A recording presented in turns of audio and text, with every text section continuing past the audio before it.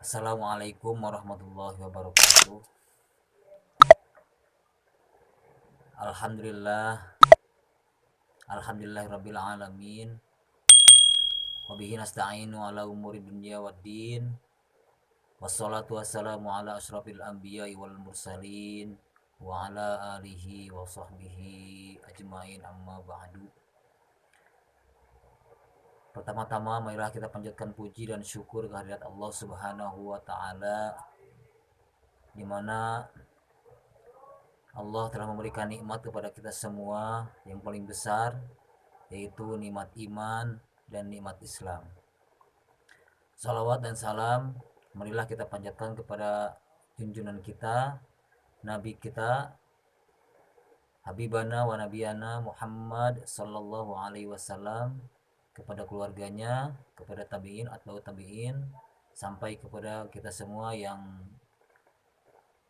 alhamdulillah masih turut kepada ajaran Nabi Muhammad Sallallahu Alaihi Wasallam. Adik-adikku sekalian, dimanapun Anda berada, saya di sini memberikan materi Quran hadis, ya.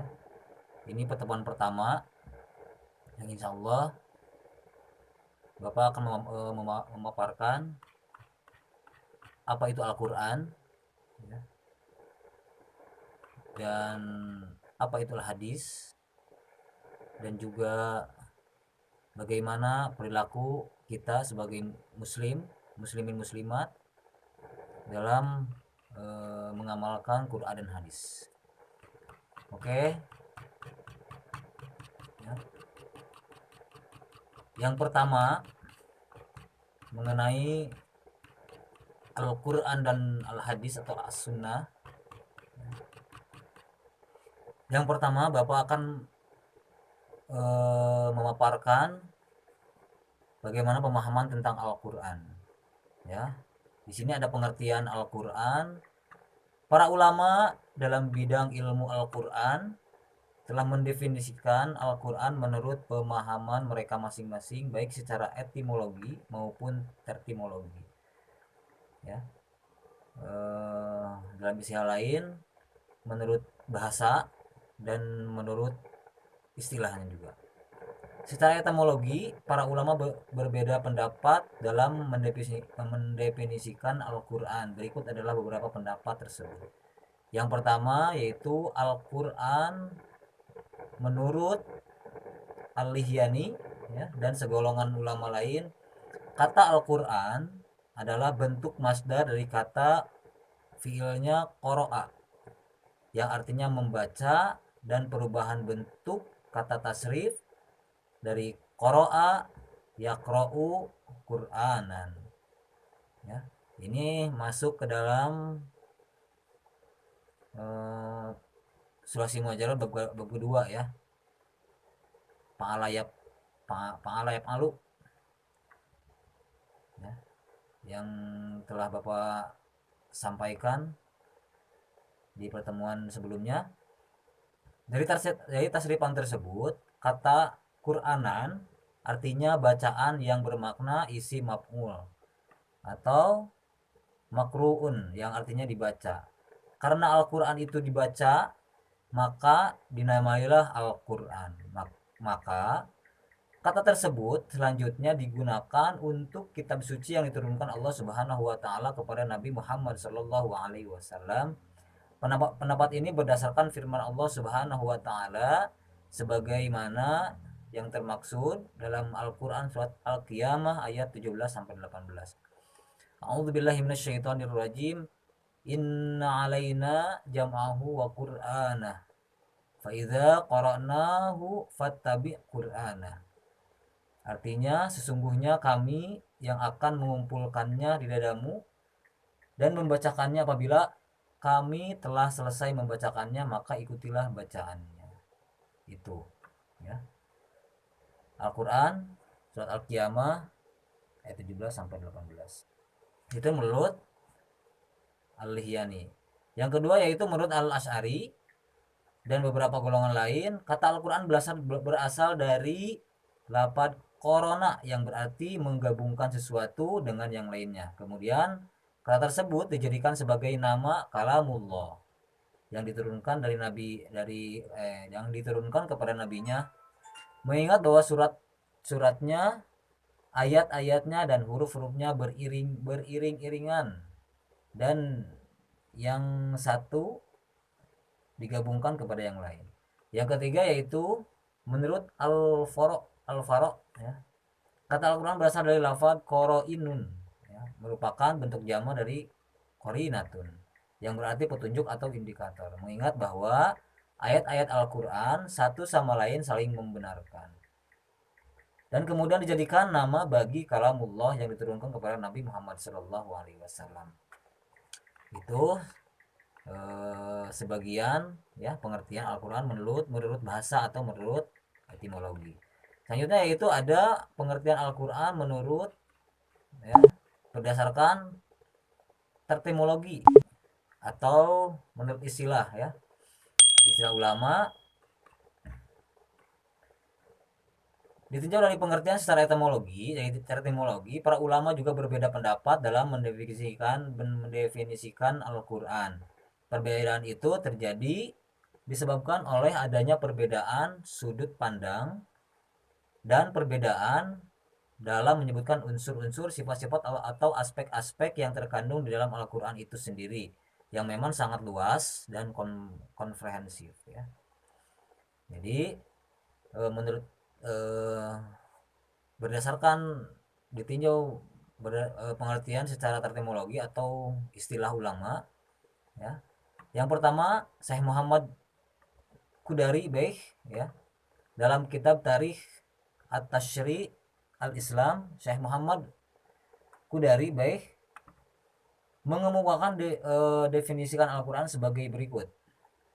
Al-Qur'anu huwa al-lafdul arabiyyu al-munazzalu ala Muhammadin sallallahu alaihi wasallam litadabburi wa tadzakkuri al-manqul mutawatiron wa huwa ma dafaitani wa huwa ma dafataini al-mabdu'u bi suratil Fatihah wal makhtumu bi suratin Nisa'i. Artinya Al-Quran ialah lafaz atau firman Allah Subhanahu wa Ta'ala yang berbahasa Arab yang diturunkan kepada Muhammad Shallallahu Alaihi Wasallam untuk dipahami isinya dan selalu diingat, yang disampaikan dengan cara mutawatir, yang ditulis dalam mushaf, yang dimulai dengan surat Al-Fatihah dan diakhiri dengan surat An-Nisa. Selanjutnya Al-Quran menurut Subki Salih ya. Subki Salih mengemukakan definisi Al-Quran sebagai berikut. Al-Qur'anu huwa al-kitabu al-mu'jizu al-munazzalu ala nabiyyi sallallahu alaihi wasallam al-maktubu fil masahifi al-manqulu alaihi bit tawaturi al-muta'abbadu bitilawatihi. Artinya Al-Quran adalah kitab Allah Subhanahu wa Ta'ala yang mengandung mukjizat yang diturunkan kepada Nabi Muhammad Sallallahu Alaihi Wasallam, yang ditulis dalam mushaf yang disampaikan secara mutawatir dan bernilai ibadah membacanya. Begitu menurut Subki Salih ya. Selanjutnya yaitu ada menurut Syekh Muhammad Abduh. Sedangkan Syekh Muhammad Abduh mendefinisikan Al-Quran dengan pengertian sebagai berikut. Al-kitabu huwa al-Qur'anul maktubu fil masahifi al-mahfudhu fi suduri man ana bihifdihi minal muslimin.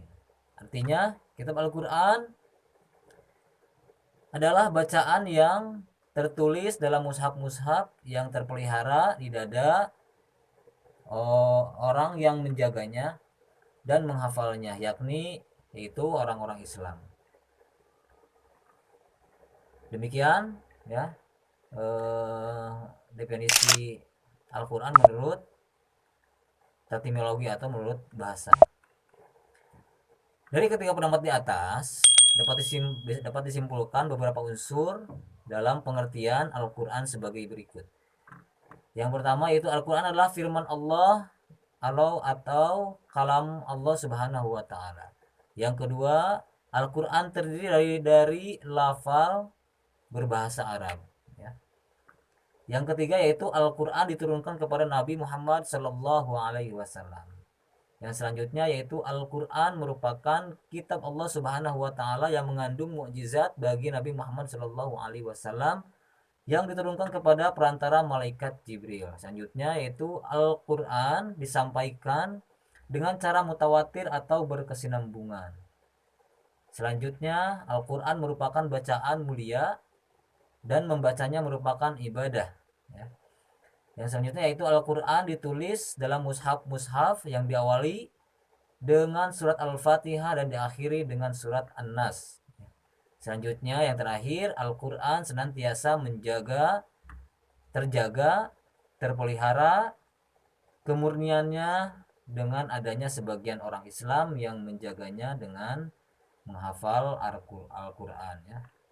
Jadi itu ya kesimpulan dari definisi yang tadi disampaikan, yang ketiga disampaikan, kesimpulannya sebagai yang berikut ini. Yang tadi masih banyak lagi definisi-definisi, kalian bisa mencari di kitab-kitab atau mengkaji dengan teman-teman kalian di rumah. Yang selanjutnya yaitu ada nama-nama Al-Quran, ya. Nama Al-Quran bukanlah satu-satunya nama yang diberikan Allah Subhanahu wa taala terhadap kitab suci yang diturunkannya kepada Nabi Muhammad Shallallahu alaihi wasallam. Menurut saya Asyuti dalam kitab Al-Ittiqam fil Ulum, Al-Quran menyebutkan bahwa Al-Quran mempunyai 55 nama. Ya, Al-Quran itu mempunyai 55 nama, bahkan dalam kitab lain disebutkan ada 78 nama bagi kitab suci Al-Quran. Namun, jika diperhatikan dan dicermati lebih lanjut berdasarkan ayat-ayat Al-Quran secara redaksional, maka akan didapatkan beberapa nama saja. Yang lainnya bukanlah nama, melainkan hanya sifat, fungsi, atau indikator Al-Quran. Beberapa nama tersebut adalah, yang pertama, nama Al-Quran yaitu Al-Quran, Al-Quranu. Al-Quran merupakan nama yang paling populer dan paling sering dilekatkan pada kitab suci terakhir yang diturunkan kepada Nabi Muhammad Shallallahu Alaihi Wasallam. Sebagaimana telah dijelaskan di muka Al-Quran, artinya, ya, bacaan atau yang dibaca. Adapun beberapa ayat yang di dalamnya terdapat istilah Al-Quran sebagai berikut. A'udzubillahi minasyaitonirrajim. Bismillahirrahmanirrahim. Syahrul Ramadan alladzi unzila fihi al-Qur'anu hudal linnasi wa bayyinatin minal huda wal furqan. Artinya, bulan Ramadan adalah bulan yang di dalamnya diturunkan Al-Qur'an sebagai petunjuk bagi manusia dan penjelasan-penjelasan mengenai petunjuk itu dan berbeda antara yang benar dan pembeda, ya, antara yang benar dan yang batil. Selanjutnya ada Al-Qur'an, ya, surat Al-A'raf. A'udzubillahi minasyaitonirrajim. Wa idza quri'al Qur'anu fastami'u lahu wa ansitu la'allakum turhamun. Artinya, dan apabila dibacakan Al-Quran maka dengarkanlah dan diamlah agar kamu mendapat rahmat. Selanjutnya lagi ada ma'anzalna 'alaikal Qur'an litashqa. Artinya, kami tidak menurunkan Al-Quran ini kepadamu Muhammad agar engkau menjadi susah, ya.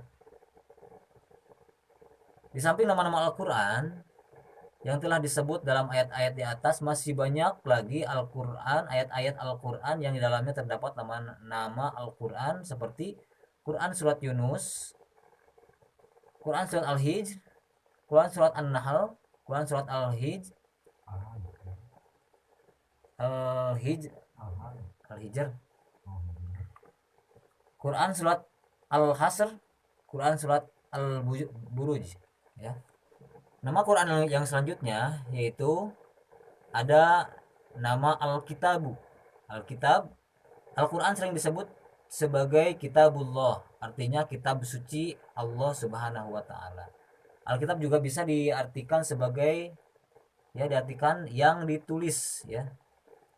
Sedangkan ayat Al-Quran yang di dalamnya terdapat kata Alkitab sebagaimana, ya, sebagai nama bagi Al-Quran, yaitu a'udzubillahi minasyaitonirrajim, bismillahirrahmanirrahim, dzalikal kitabu la raiba fihi hudal lil muttaqin.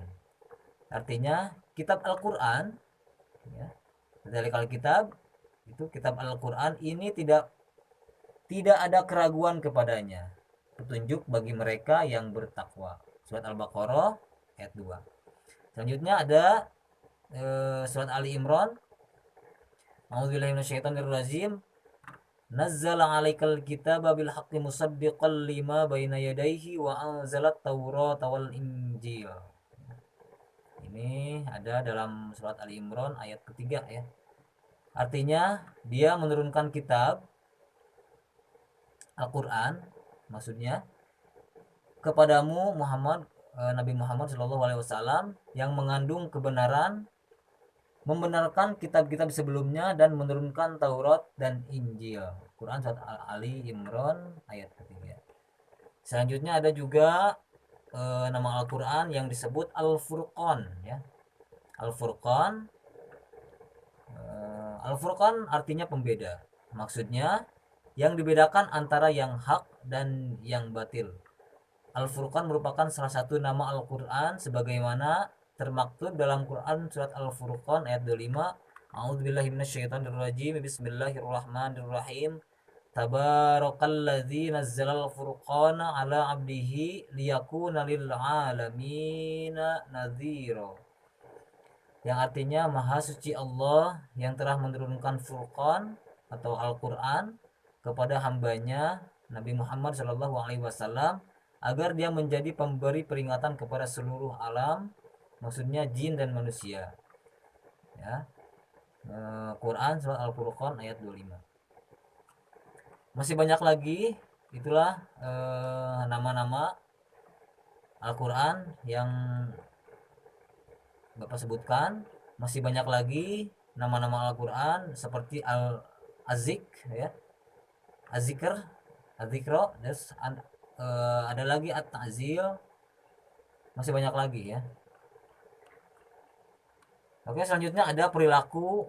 Yang terakhir ada perilaku orang yang berpegang teguh kepada Al-Quran, ya. Al-Quran merupakan sumber ajaran Islam yang pertama. Setiap muslim berkewajiban untuk berpegang teguh kepada hukum-hukum yang terdapat di dalamnya agar menjadi manusia yang taat kepada Allah Subhanahu wa taala, yaitu mengikuti segala perintah Allah Subhanahu wa taala dan menjauhi segala larangannya. Al-Quran memuat berbagai pedoman dasar bagi kehidupan manusia.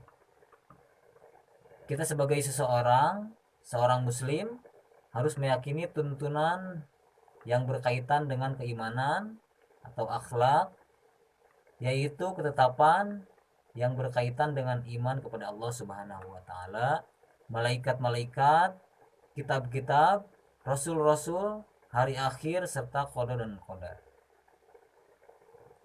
Sebagai seorang yang berpegang teguh kepada Al-Quran, kita harus memiliki budi pekerti yang luhur karena Al-Quran berisi tuntunan yang berkaitan dengan akhlak, ya. Yaitu ajaran agar orang muslim memiliki budi pekerti yang baik serta etika kehidupan. Sebagai seorang yang berpegang teguh kepada Al-Quran, kita harus melaksanakan ibadah karena Al-Quran berisikan tuntunan yang berkaitan dengan ibadah, yakni sholat fardu, puasa, zakat, dan haji.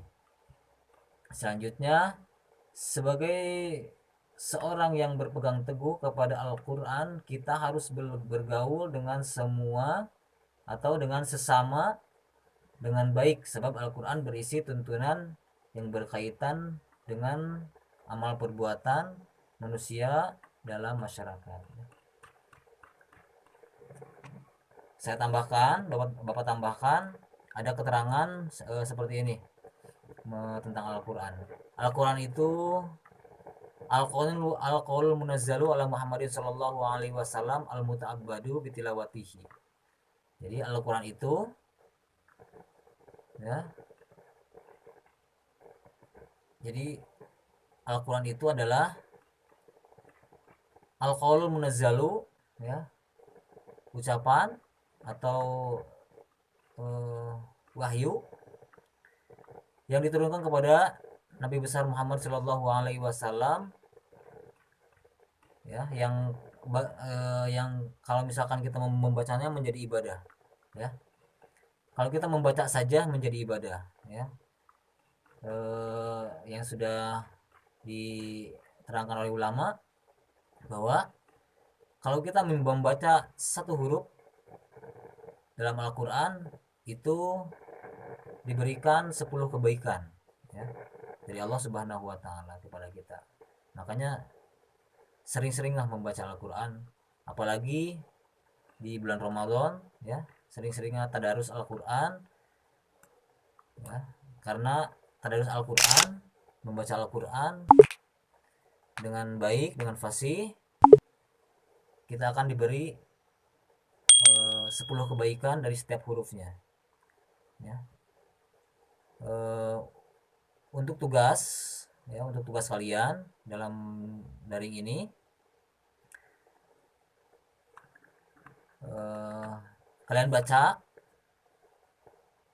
yang Bapak sudah berikan yang berbentuk PowerPoint, dan kalian foto data diri kalian yang sedang membaca Al-Quran, dan juga Bapak sudah memberikan file Google Form, Google Drive yang di dalamnya kalian harus diisi, tinggal klik-klik saja.